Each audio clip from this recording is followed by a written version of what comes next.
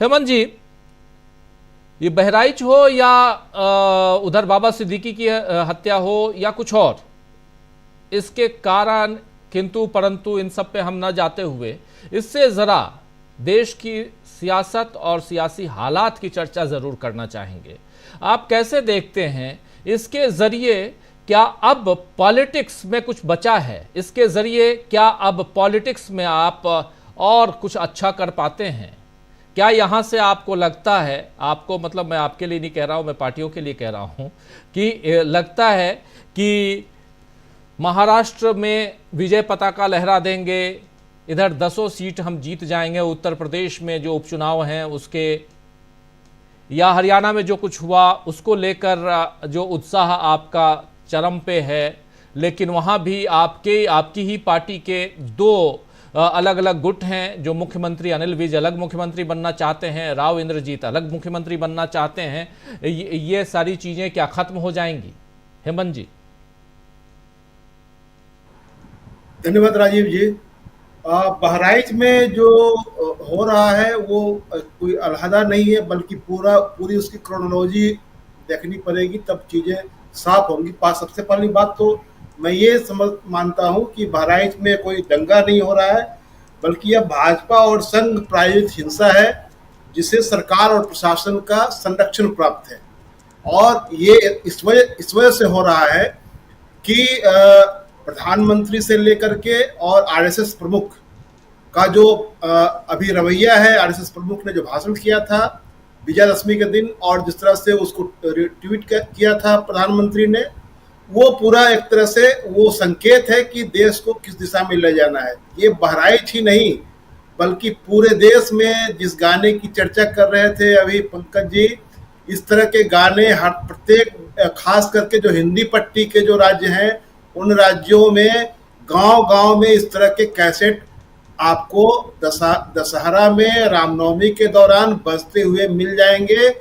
मैं मुजफ्फरपुर का रहने वाला हूं, बिहार के मुजफ्फरपुर का। हमारे यहाँ 2 साल पहले जो रामनवमी के दिन घटना हुई थी, 3-4 ब्लॉक के क्षेत्र में, वहाँ ये मदरसों, ये मस्जिदों पर चढ़ करके और ये रामनवमी के जुलूस में जो लफंगे शामिल थे, उन लोगों ने वहाँ उस पर भगवा फहरा दिया था। और ये मुजफ्फरपुर में ये घटना हुई थी और उसको लेकर के काफी तनाव वहां पर हुआ था। तो ये पूरा इनका पूरा मॉडस ऑपरेंडी जो है वो पूरे देश के लिए एक तरह का है। और ये मुसलमान वो अपने घर से में भी बैठे रहेंगे, ये उनके घर पर चढ़ करके उनको मारेंगे, पीटेंगे, ये इनकी मंशा है। इनको ये नहीं देखना है कि ये कोई दंगा तब होता है जब दो तरफा कुछ होता है। यहाँ दो तरफा कुछ नहीं हो रहा है। वहां आप देखिए कि जो लड़का मारा गया है वो एक छत पर चढ़ करके, एक मुसलमान के घर पर चढ़ करके उसके झंडे फाड़ रहा है, उसकी रेलिंग तोड़ रहा है। और जो इसकी जांच अगर हो तो पता चलेगा कि जिन लोगों ने उकसा करके उसको चढ़वाया उस घर पर, उन्हीं लोगों ने उसको गोली भी मारी है। अगर जांच में ये बात सामने आएगी तो ये इन लोगों का तरीका है पर रहेंगे, फिर भी उनको निकाल करके उनके खिलाफ हिंसा की जाए। तो ये तरीका जो अपनाया गया है, इसको ये एक तरह से इंडोर्समेंट मिल रहा है, इसको एक तरह से आगे लीड किया जा रहा है ऊपर से। प्रधानमंत्री जी ने जो कहा, जो संघ प्रमुख ने कहा कि हिंदुओं को एकजुट होने की जरूरत है, तब तो आप देश के कुछ लोगों को छांट रहे हैं। तो ये माहौल जो पूरा बना रहे हैं, ये एक तो चुनाव जीतना चाहते हैं। मान लीजिए कि आप सभी चुनाव जीत जाएं, उपचुनाव जीत जाएं, आप महाराष्ट्र जीत जाएं, झारखंड जीत जाएं, लेकिन इस देश का नागरिक अपने आप को हारा हुआ महसूस कर रहा है आज की तारीख में। जिस तरह का रवैया है प्रशासन का, उस रवैये को देखते हुए साफ लग रहा है कि प्रशासन जो है चाहता है कि यह देश हिंसा में जलता रहे। इस देश में और किसी चीज पर, गरीबी, बेरोजगारी, भुखमरी पर चर्चा नहीं हो, इसलिए ये पूरा विमर्श पलट देना चाहते हैं, इसलिए इस दिशा में इस पूरे ले जा रहे हैं। दूसरी बात मैं कहना चाहता हूं कि ये तो जो हिंसा को लेकर के जो पूरी इनकी जो क्रोनोलॉजी है, जो पूरे देश में ये ऐसा ही चाह रहे हैं। प्रत्येक राज्य में आप देखिए कि इस तरह की घटनाएं, प्रायोजित घटनाएं हो रही है हिंसा की, और उसको दंगा का रूप दिया जा रहा है, जबकि वो प्रशासन और सरकार के संरक्षण में हो रहा है। उसमें संघ और बीजेपी के लोग शामिल हैं। तो और दूसरी ओर आप देखिए कि जो राज्यपाल इनके हैं वो क्या कर रहे हैं। पश्चिम बंगाल के राज्यपाल कहते हैं कि मैं मुख्यमंत्री के साथ किसी सार्वजनिक मंच को साझा नहीं करूंगा।